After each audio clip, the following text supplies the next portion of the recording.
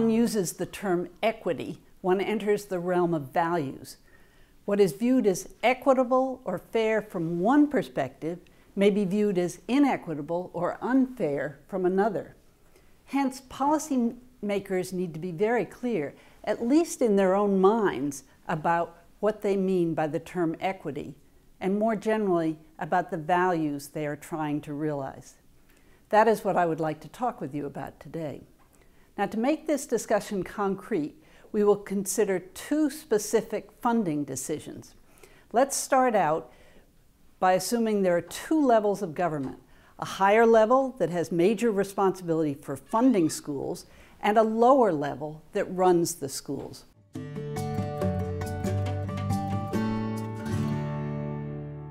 To answer this question, we need to be explicit about what we consider to be fair. The most straightforward concept of fairness in this context is equality. But even with this simple concept, complications arise. Does fairness require equality of funding, of educational resources, or of educational opportunity? If it means equality of funding, the policy decision is straightforward. You should not differentiate funding among the local governments. But equality of funding need not lead to equality of educational resources, whereby resources, we're talking about things such as the quantity and quality of teachers or transportation services. The reason is that some local governments may have to pay higher salaries to obtain a given quantity or quality of teachers, or they may have to spend more on transportation services if the local municipality covers a large geographic area. So if your equity concept is equality of resources, you will want to provide more per pupil funding to local governments that face higher costs of purchasing a given amount of educational resources than others. That in turn means you will need to measure these costs so you can adjust for them in your funding formula. Some of them, such as transportation costs, may be easier to measure than others.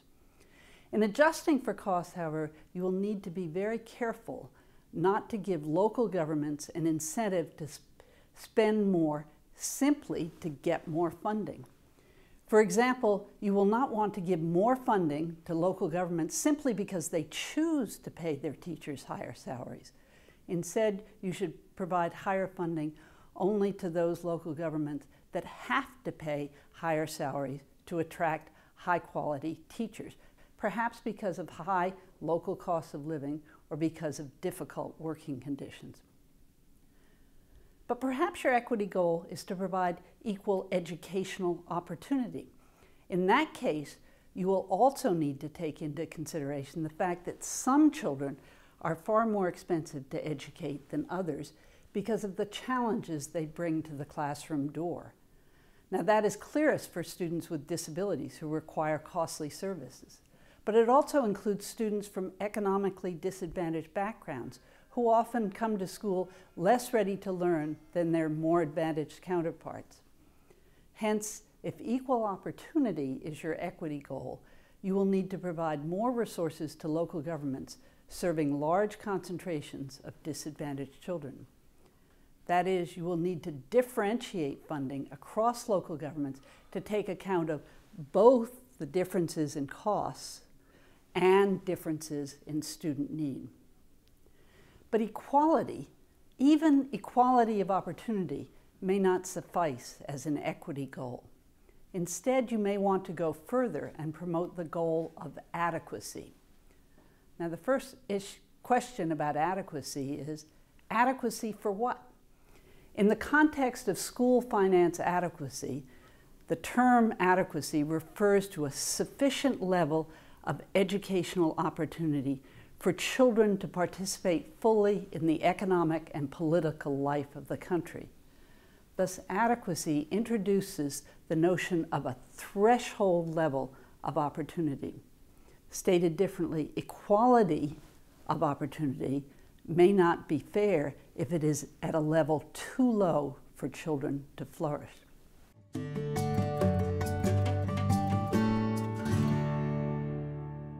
The answer depends on your equity goal and may depend, as we will see, on other values as well. Let's start with the assumption that the state government has provided a sufficient funding to each local government for each of them to provide an adequate level of education services, so that the state funding is consistent with the goals of both equality and adequacy. And then let's also make the realistic assumption that if you allow local governments to supplement the state funding, that will lead the wealthy local municipalities to provide higher levels of education services than their less wealthy counterparts. Now, if you think just in terms of adequacy as you're making this second decision, it turns out that this situation does not interfere with equity. The reason is that adequacy requires only that all local governments are able to attain the threshold, with no attention to uneven levels of provision above that level. But what if you're concerned about equality rather than adequacy as you're making this second policy decision? In this case, allowing local governments to supplement state funding clearly would be unfair because it interferes with the equity goal of equality. But that's not quite the end of the story. In some cases, even if equality is the primary equity goal, policymakers may decide to let local governments supplement the state funding. They may do so in some cases because they have other things that they value. So they may be willing to give up a little equality to get more of these other valued outcomes. Now, such outcomes might include higher average spending on education than would be the case with state funding alone. Or it might include respect for parents' interests in the educational outcomes of their children. Now, that would not mean that equality of educational opportunity is any less important, only that in some cases it may need to be traded off against other values. So just in sum, we've introduced two key values: equality, but we have to pay attention to equality of what, and adequacy, or a threshold level.